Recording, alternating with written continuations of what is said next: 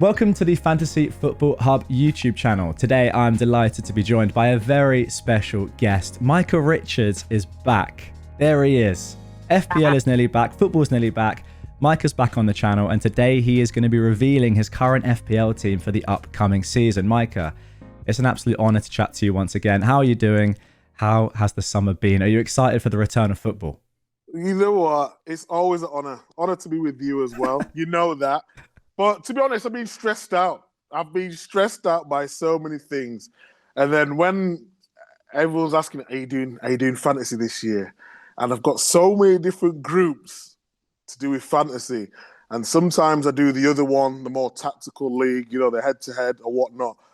And I always say, no, I'm not going to do it. But I love it so much. I just, there's something in me. Like, weekends are not the same without fantasy football. And when you get it right, it's the best weekend ever. And I know the fantasy football people out there, the community will definitely agree with me. It's just when I get it wrong. Last season, I was awful. The season before last, I was fantastic. But I think it's become even harder to get the players in. Like Haaland, 14 million. Like what? 14 million quid? Come on. Come on. It's too much. It's too much. But apart from that, yeah, I'm good. I can't wait. I can't wait for the season. So much transfers. Everyone thought it was going to be a slow market. And, the last couple of days, it's just gone off, hasn't it? So I can't wait for it now. Well, you just said to me off camera that Sesko is pretty much, well, it's not confirmed officially yet, but we've heard the here we go, haven't we? So that's going to happen. When we hear the here we go, oh no, there's been a couple of stumbles. That's true, actually. That's very true. Yeah. But Fabrizio, we trust. Yeah. We always trust him. He's still one of, if not the best in the game. Absolutely. Shout out to Oins. I forget how to pronounce his name. David Ornstein. Yeah. Ornstein. Well, he's Mr. Reliable. I don't think I've ever seen him get anything wrong. Fabrizio is rapid, but then sometimes he fumbles, as you said. Yeah, but I don't mind it. I don't mind though taking that risk. If you've got some information and you want to let people know, you got to let people know. Absolutely. It surprises me actually that you said you every season you're not sure about whether you're going to play again or not, but just because. You've been like a Fantasy Football Hub ambassador for a while. You talk about Fantasy Premier League a lot on the Rest is Football. If you guys don't know the Rest is Football, where have you been? Great podcast with Micah, Gary Lineker, and Alan Shearer. And this year as well, Fantasy Football Hub have linked up with the Rest is Football. So so you have. Yes. Yeah, it's got to be done. We're gonna have some right fun. Exactly. But that means I've got to build a team for them too as well. So I'm gonna have two teams. Wow. It's gonna be crazy. Yeah, it's gonna be crazy. Okay, let's stick to your team first. And let's just build it. Now we're going to be building this as we always do on Fantasy Football Hub's My Team tool, which is going to give your team, Micah, at the end a team rating out of 100. So you know how good it is. And then all of you guys watching can build your teams as well for completely free, by the way. Link to do this is down below. It takes 2 seconds. And compare your team to Micah. And then you'll know if yours is better than his or not. Right, Micah, let's get into it. Who have you got in goal? Okay. Kind of brave, but I think it's very good value. He was outstanding for Liverpool when called upon, when Alisson was injured. So I've gone with Kelleher at £4.5 million sterling. What do you think about Brentford this year? They've lost quite a few players. Are you a little bit worried about them? I suppose I would be. I think this is still being linked away, isn't it? Obviously, when you lose your manager, Thomas Frank, who I think is outstanding. I think he's one of the most underrated managers there has been, just in terms of the way they play. Can go a bit more direct, but then he's got that tactical nous where he can change things, change formations. It can go more technical if need be. Manage to get players who are sort of on the cusp where people don't really think they're that great. He turns them into very good players, and makes very good teams. So it's a massive miss. But in terms of Brentford as a whole, stupidly said, I think about 3 seasons ago, they were bang average, and I don't know why I said that, because I was sort of talking about them in the Championship, really exciting to watch, and obviously Championship to the Premier League is completely different. And I just thought a couple of games were quite boring to watch, but obviously you've got to do what you've got to do to stay in the Premier League. So I respect that. But I think Thomas Frank turned them into some, like sometimes when you're watching and you're looking for a big game on TV, and if Brentford were on, you're thinking, oh, exciting, new team, and what they can.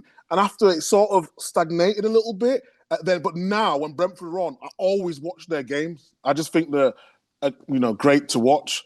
But losing the manager is big. So it is a risk. That's why I said it is a risk at the start. Yeah.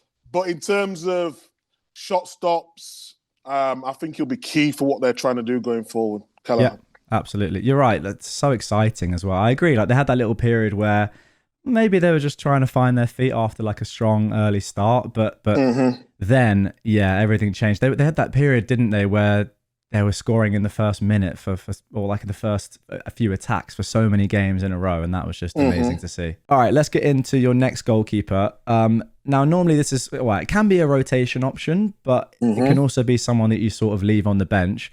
What have you gone for?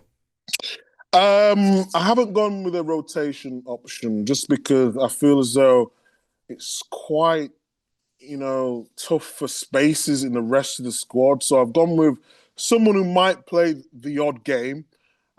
He came in for Melier last season in the Championship, and he was very stable.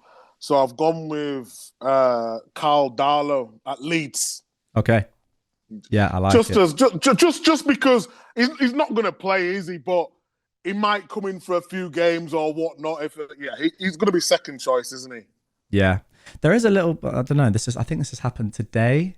The time of recording, I think Dubravka has moved to Burnley, so he might start for Burnley at 4 million. So that could be another potential option. Just letting you know. Dubravka.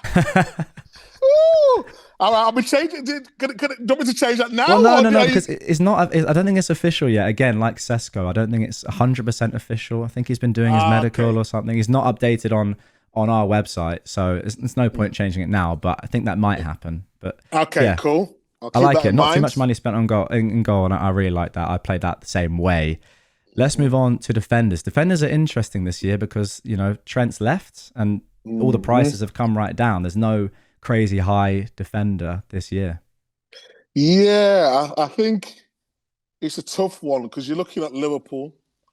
I think with their attacking talent, especially the way Slot wants to play, is quite reserved to start with, but then allows his fullbacks to join in a little more of a measured approach, I would say, but they really do get involved.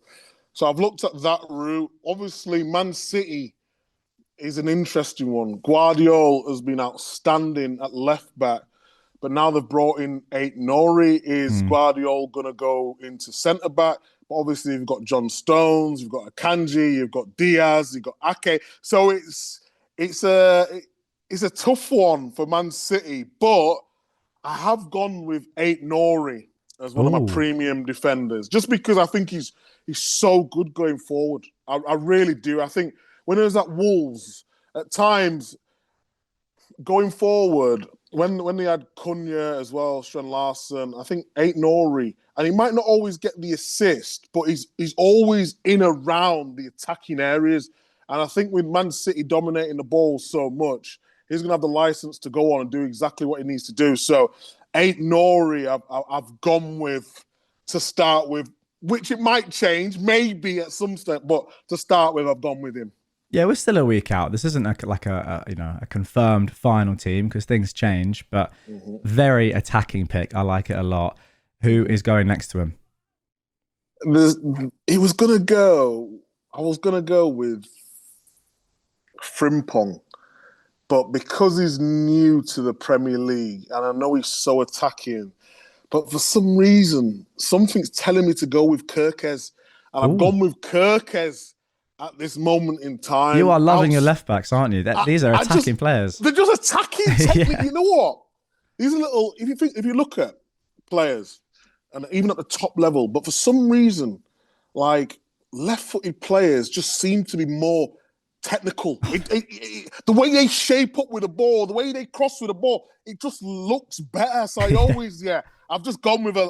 Why is that, by the way? Because there's nothing. There shouldn't be anything in that. But I've always thought that everyone thinks that exact same thing. If you play football or you know football, even like my mates who are left-footed players, they just seem a bit more techie than right-footed players. It just looks better, doesn't it? Yeah, everything, it's the strange. First touch, the crosses, everything, the passes, it just looks way better. So, yeah, I've gone with Kirkes. But again, that could be changed for Frimpong.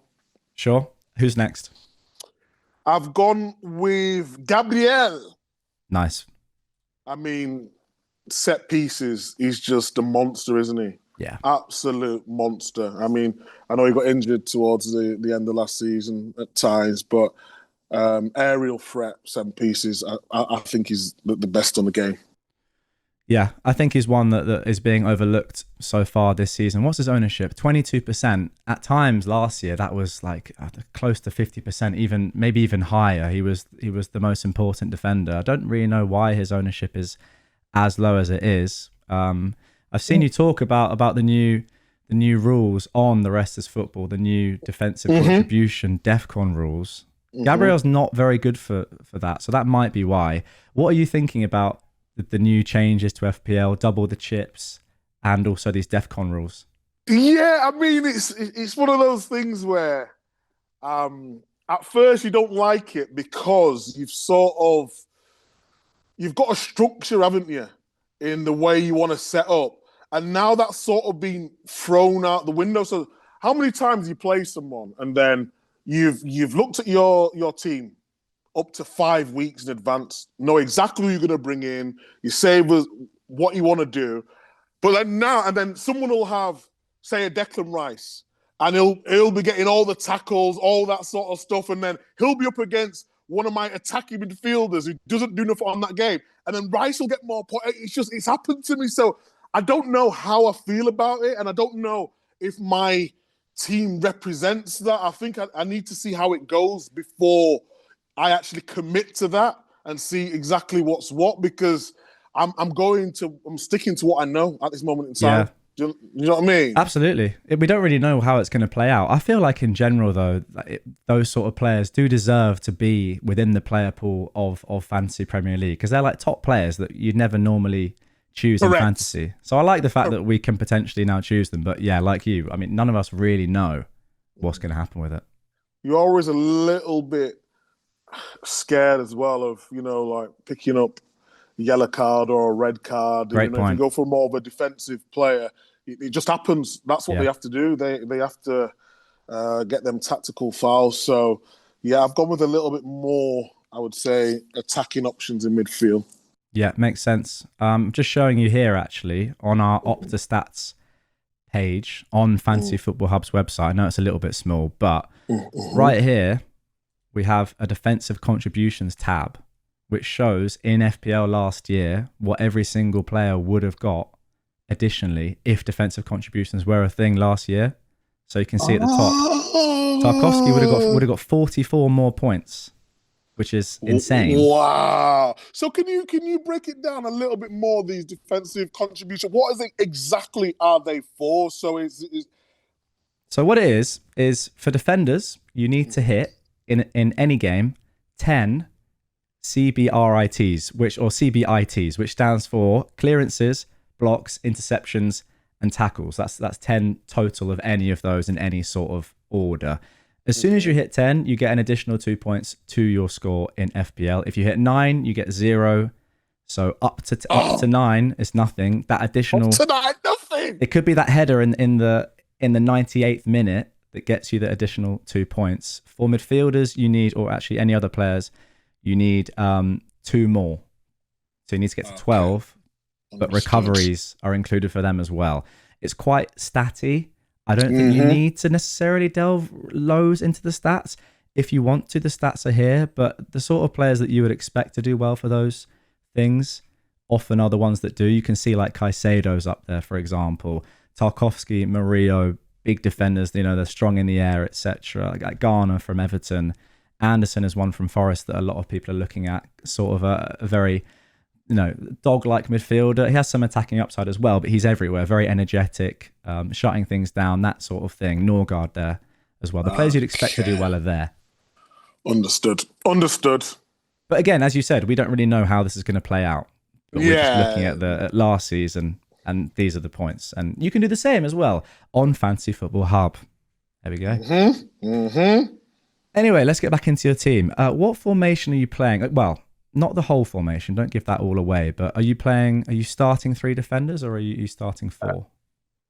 It depends really on fixtures. I normally like to start with 3 at the back.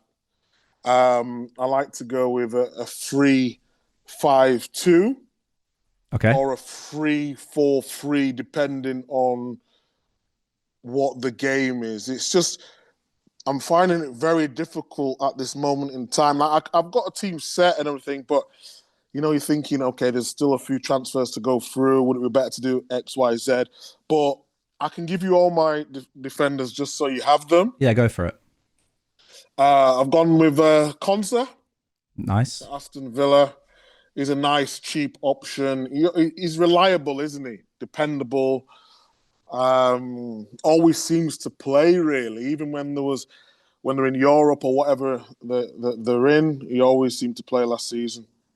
Yep, I like him a lot as a pick. Again, one of those that isn't actually that good for defensive contributions, which maybe you wouldn't expect with someone like him, but I think it's because Villa sort of dominate the ball a lot. That's how they play. It's similar with Gabriel. Like, that's teams that have loaded the ball aren't necessarily they're not inviting loads of pressure to get those defensive contributions, but it doesn't really matter. As you said, Konsa was great last season, popped up with some big goals as well in the Champions League and in the Premier League. So yeah, I really like that pick.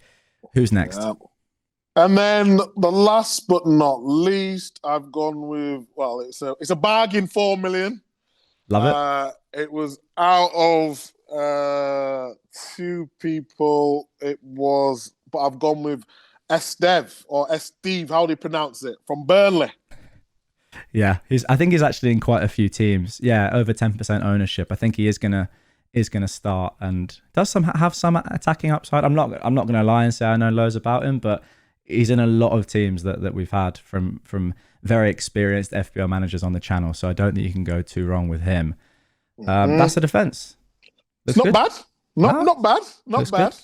Yeah. All right, let's get into the midfield now. This is where obviously more money is going to be spent. Yes. Okay.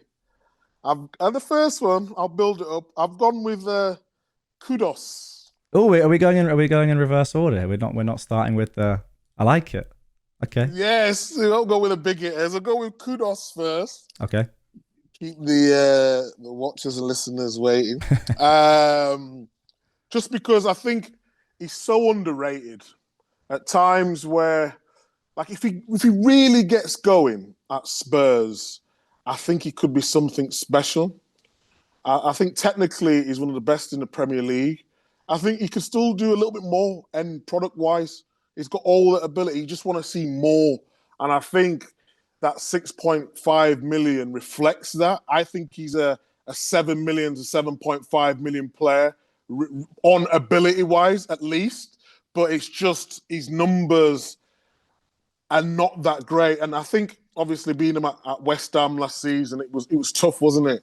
And change of manager and all that for him to get going. Then he had a few injuries. So, yeah, but I think he could be one that a lot of people are thinking about. And I'm going to take the punt with it. And he's got a good early fixture as well. I think he's got Burnley at home. Yeah. Just showing Burnley at home and then Bournemouth at home in game week 3. Bournemouth, whose defense has been decimated. I think that they might lose like pretty much all their defenders. I've just seen as well that Zabani is very close to going to PSG. So if that happens as well, then they've lost Huijsen, Kerkez, the keeper. Yeah, the keeper's a lot is different there. So those could be some great opening fixtures. Yeah, you're right. It's like he started so well. Then I don't really know what happened, but he's so talented. He could do really well this season. Agreed. Who's next then? Okay, who have I gone next? So I've gone with, and this could change, but Dewsbury Hall.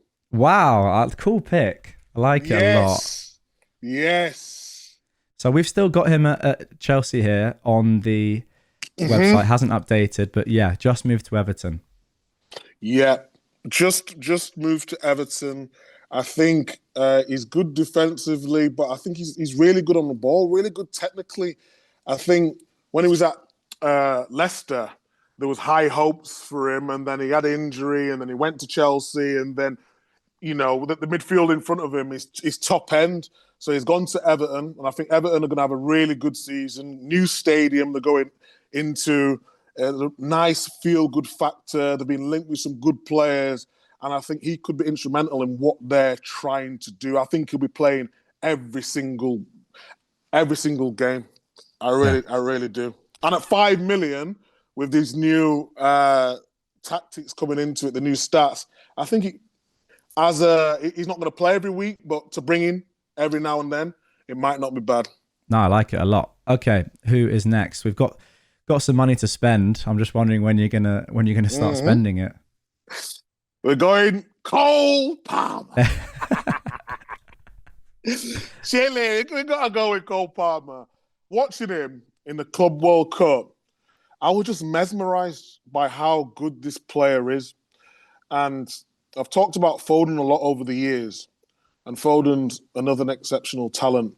But Cole Palmer, why I think Cole Palmer is so great is because he can play anywhere and still be effective, when a lot of players now need a system to look good. Like, you could play him up front, he'd find space. You could play him in a 10, he'd find space. You play him on the right at times at Chelsea last season, where he was just running down the line, chopping back, goals, assists. And he could even play left. Sometimes he goes to the left and puts in them wicked, wonderful balls. So I just think he's exceptional. He's got to go in. And what is he, 10.5 million? I mean, yeah. I think it's a snip. I really do. I think it's a snip. That is a really interesting point you make about comparing him to Foden. Because you're like, Foden has so much talent. Obviously, he's had an amazing career so far. He's won everything. But are you sort of implying a little bit that Foden is more of a system player, or needs that? No, I think it is, and it's not a disrespect to Foden in any way. It's just how I look at it. When the reason why I say a system is because when Foden plays for England, we don't see the same Foden. But I think when Cole Palmer plays for England, like, he's still the same Cole Palmer. Yes, he can be frustrating at times. Yes, sometimes he tries to pass that, like, he shouldn't. He could keep it safe. But for them players who are a bit of a maverick, like, they have to do that. And I think Cole Palmer, no matter whether he's playing really well or really bad, he managed to affect the game. And I think that is sometimes the difference. When I've seen Foden, and I was at the last Euros, and me and Cesc Fabregas was having a bit of a back and forth, but just a constructive, debate. And he was like, we can't keep talking about he needs to play in this system. He said, good players or top players, not good players, because obviously he's a good player, but top players can play in every position. He said he had to play as a number 9 at Barcelona. And, when he's got Xavi yesterday, he said, you've got to do it, but his numbers were still effective because he adapted. And I think that's what Phil Foden needs to do next, because he's at Man City. And some would argue, well, it would be harder for Foden to break into Man City, and that's why I think I give him so much praise. But now, he's not the youngster coming through now. De Bruyne has gone off to Napoli. I want to see Foden this season. And let's not forget, not last season, the season before, Foden got Player of the Year. So he is top level. Yeah. But it's just in terms of where he plays. I think Cole Palmer is more adaptable. And that's why I think, like, England could build a team around Cole Palmer, because he can fit in so many different positions, Absolutely. Yeah, really interesting debate. Well, Foden's 8 million this season.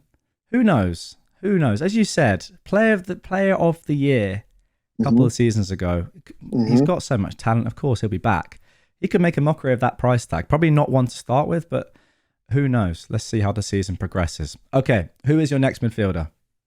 Obviously, we have to go with Mo Salah, running down the wing. But the thing is with this, it really annoys me. How is Salah a midfielder, but Bowen's a forward? What is going? What is going? And I know Bowen's had to play up front and all that, and towards last season, yes, he was sort of playing, but really, if Salah's a midfielder, so is Bowen. You know. It's a controversial one. I think that the way that FPL towers do it is they literally go back and look at every single Premier League game and see, did Bowen play more on the right, or did he start up front, or like even second striker, and that's how they do it. It's not it's weird because in pre-season even he's playing off the wing, and he probably will play off the wing this year more than up front, but that's just how they do it. And I think it sort of takes the opinion out of it as well. So they sort of have to do it that way. But I agree with you. He's not a striker, is he really? No, he's not. He's not a striker. But I just love him. We're on Salah now. From the time at Fiorentina with him, to see his development, to see his work rate, to see his attitude, to see him develop into a world-class player consistently year after year. It's just great to see, to even share the dressing room with him and see him on that trajectory. It's just amazing. It's unbelievable. And he's got to be in fantasy football. He's a cert. I think last season there was up and downs, where I had him in and he wasn't getting me no points, and you think you should take him out, but then he's going to take every penalty. He's going to be in areas where he can either get a goal or assist, and every time you doubt him, he basically comes up with the goodies. So I know he's getting a little bit older, but in terms of his body and what he produced last season, I'm still backing him to have another great season. What do you think on that? Because obviously you were there at the start of his meteoric rise. It didn't work out for him at Chelsea, but that was the beginning of his sort of incredible career that he's had now. He's been going for a very long time now. Do you think that he can maintain this level? I think because there's a couple of things. I think his attitude will allow him to maintain this. Obviously, we're all human beings. When you get older, things stop working as easily. So he's in the best possible shape he can possibly be in. The manager's done a tactical tweak a little bit where he even mentioned in an interview, the manager wants him to stay just high and wide and don't run back as often.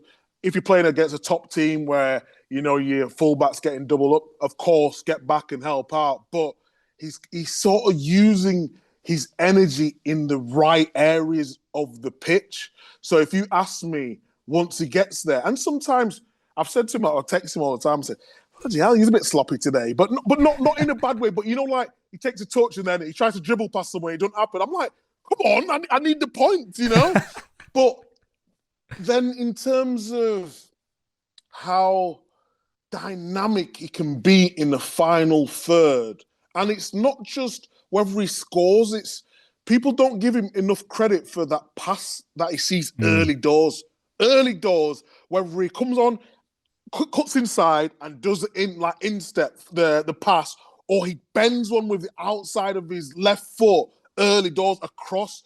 And I just think Liverpool this season, with the runners that they have, again, they're going to be a force. So,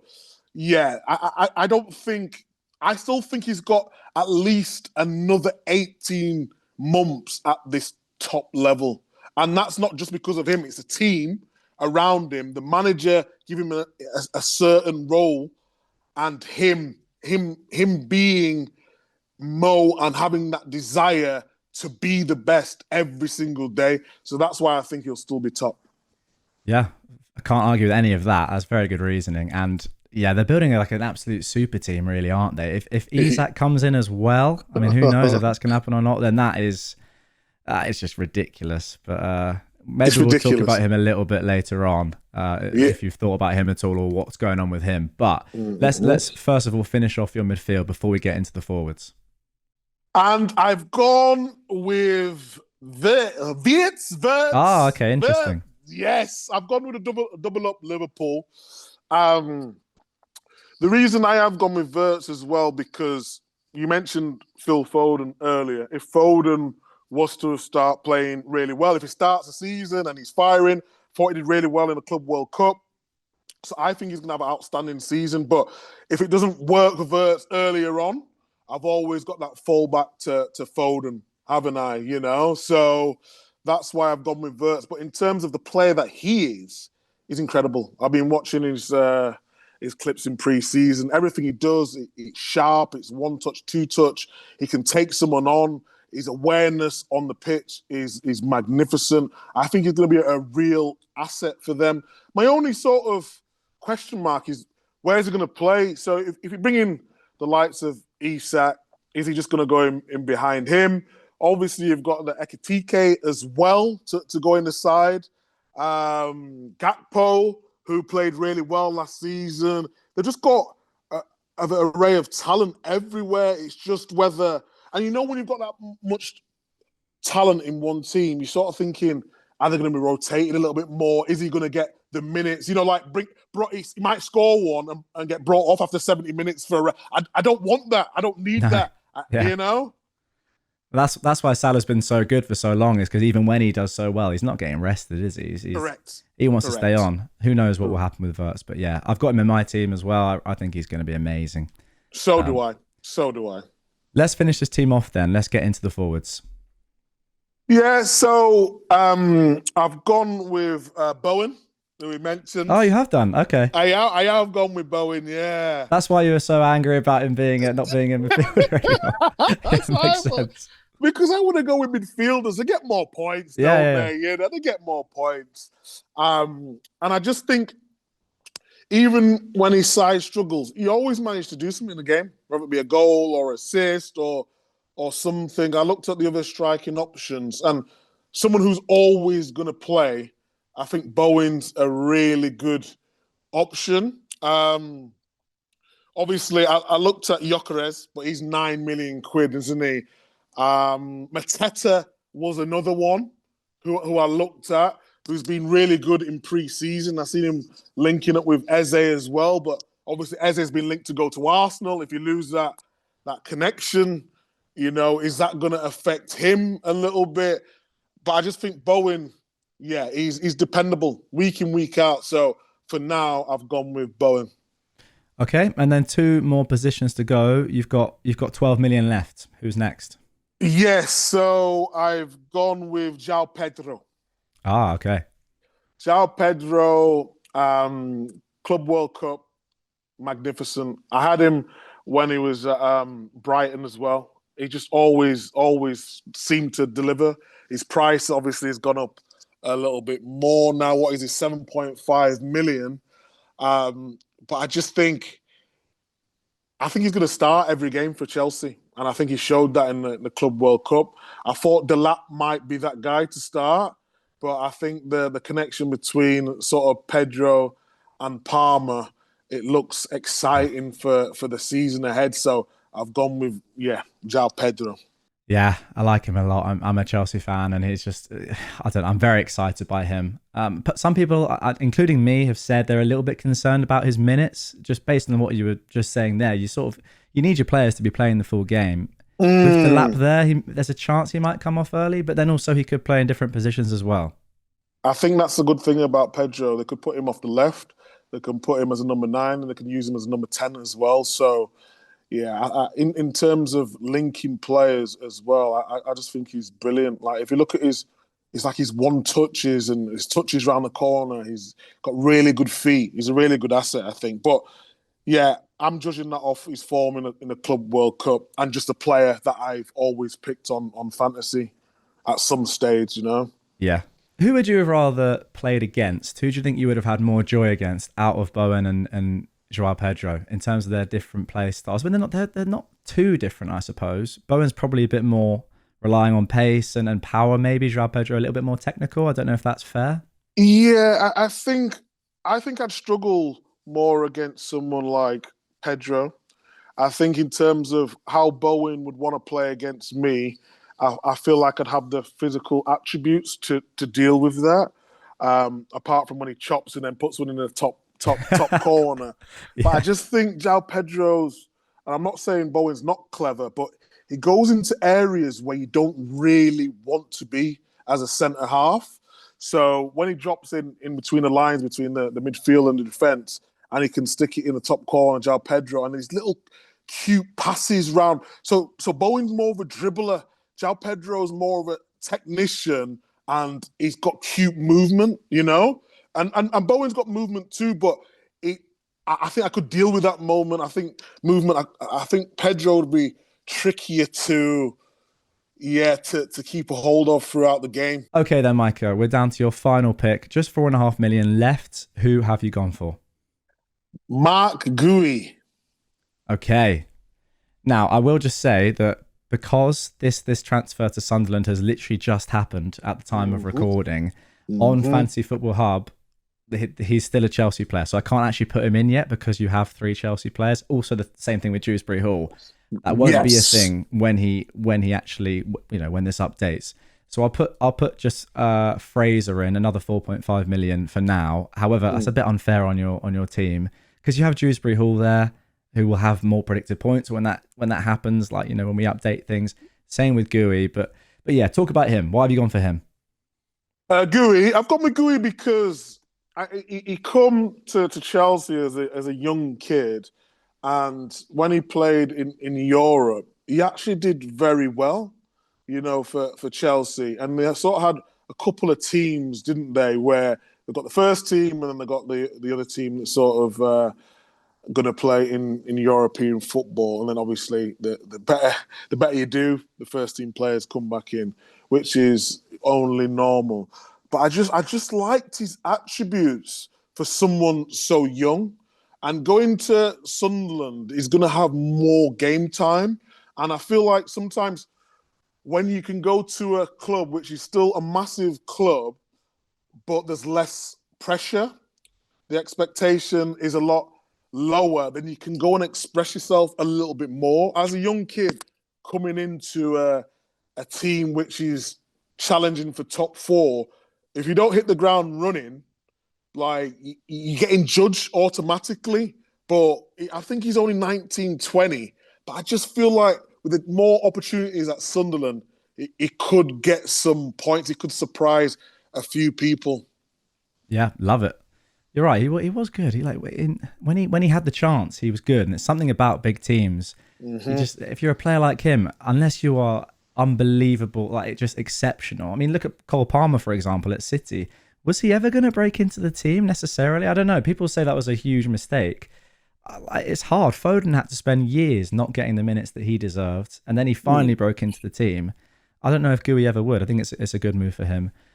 Yeah, good pick. Obviously, unfortunately, I can't put him in right now. In about half an hour, I'd be able to, but there we go. So that is your team. What I will do now is click optimize down here, and that will put the best players into your 11. So this is what you'd be lining up with, something like this. Maybe you'd have Gui in there instead of Konza game week 1.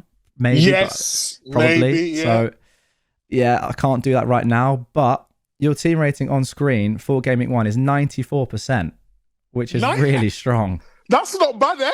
That's really good. I'll put the graph, the chart on screen now, a table of all our other guests that have been on. Yeah. You are doing very well. I think you're in 3rd. You are about 3 or 4% above me. I'm still at the bottom of our leaderboard. And there have only been 2 other teams, including last year's winner of the entire game, and one other guest who have done better than that so far. So you have to be very happy with that. What's the highest rating they've been so far? I think we had 96%. 96%. Yeah. So is this just for week 1 though? What about for the whole? Is that what it does just for this? Is it just for the game week 1? Is there any way you can do it for longer than just? This is for longer. Yeah, this is actually for longer. So here we have the game week rating, which is for each and every game week. And then if I click through, you'll see that game week rating change based on how your team is looking for game week 2, game week 3. But you notice the team rating doesn't change. So the team rating is 94. Hey, yeah, I'm well happy with that. I'm well exactly. happy with that. That's really good. It's very strong. As I said, it's third in our leaderboard so far, and there are some like top quality FPL players in there, including last year's winner. So very impressive stuff. However, there may be a little way to improve it. So we'll have a quick look at that before we wrap things up. Do your magic. Do your magic for me. Okay, Micah. So on screen right now, what you're seeing is a recommended transfer. Now, this is a recommended transfer by Fantasy Football Hub's AI, personalized to your team. So according to all our data, our algorithm, our AI, Fantasy Football Hub thinks that you should sell Kudus and replace him with Minter of Brighton in your team. You can see here the points over the next game weeks in this little graph here. Minter is consistently above Kudus. What do you think about that? I mean, you were talking him up quite a lot earlier, but are you tempted by that? Oh, Minter. I do like Minter. I do. I just think with a new manager at Spurs, a new player in Kudus, it could be the perfect match. You know what it is? I think it's because like you've got the human side of it where you're thinking all these things. However, that we don't really have the data there to suggest that is 100% going to happen. And then there is a lot of risk with a new transfer. With Minter, you sort of know he's established in the team. He's been there for a decent while now. And I think that is why this transfer is being recommended to you. Now, the beauty of this is, of course, you don't have to do this transfer, right? It might not be better. It's just what the AI is saying, and it's just food for thought. That's what it is, really. And that's the only transfer they've recommended, just that one. Yeah, that's it. And by the way, I've seen on certain other teams multiple transfers be recommended. So it means you're doing pretty well. And to be fair, you got 94%. You know you're doing pretty well. That's not bad. And this is not. I basically not looked at anything. This is just about me picking players who I think will perform or will start. And so I'm pretty delighted with 94%. If I do that, what will it make it? Let's have a look. I'll click make transfer and then we'll go back and we'll have a look. Okay. Oh, it's gone up to 95. Who's he got? Who's his fixtures? He got Fulham, Everton, Man City. Yeah. First three. Bournemouth. It's just the consistency. It's just the slightly higher predicted points. But again, like it's not 100% that this is going to happen. You might think the complete opposite. It's just sometimes I look at these recommended transfers and it does make me think, oh, am I actually making the right move here? Why am I being recommended this player? It just makes you think a little bit more. And look at that 1.2% ownership. I know. Look at that. Imagine your Saturday if he bangs against Fulham and he's owned by 1% of players. That's how you get that. That's how you get the marginal gains out there. That's how you get them. Well, there you go. And by the way, this is worth me saying that if you sign up to Fantasy Football Hub, you will get personalized to your team watching right now your own recommended transfer every single game week across the entire season, not just before the season starts, but every single game week. You know, when it's in that Christmas period and you have game weeks coming thick and fast and you might not have loads of time to think about your team, just use this and it will give you a recommendation. It's not spoon feeding you. Like, you don't have to do it, but I look at it each and every game week. We're also running an offer, 50% off right now. And if you don't win your mini league, you will get all your money refunded to you at the end of the season. How about that for a little deal there, Micah, if you sign up in pre-season? Wow, that's magnificent. I know, it's crazy. Magnificent. There are some terms and conditions there, but they're as simple as... Whoa, no. there is the small print, but well, you have to log into the site every week and have a look at your team. It's stuff like that. It's not that hard, and we refunded loads of you guys last year, literally hundreds. So a lot of you have already taken advantage of it. But yeah, there you go, Micah. That is your recommended transfer. That is amazing. You know what I like about it is because they've not even Dewsbury Hall. Now, like when he goes to Everton properly, that should give the team rating a little lift as well, no, right? Yeah, absolutely. Because he doesn't have the predicted points yet. That's the thing, and I know it's a little bit unfair, but this team will get even better probably. Lovely. All right, you know what? I'll stick with Minter then. I'll stick with Minter. I'll stick with him. Why not? Well, there we go. Micah's actually listening to the recommended transfer. If you want to see your own, link down below. Sign up to Fantasy Football Hub. Micah, it's been an absolute privilege once again to have you back on the channel. It's awesome to see what's going on with Fantasy Football Hub and the rest is football this season as well. That partnership is so cool. As someone who's been listening and watching to that podcast since it started, it's pretty awesome. Yeah, I hope you guys enjoyed it. Micah, good luck for the start of the season in FPL. Wish me luck.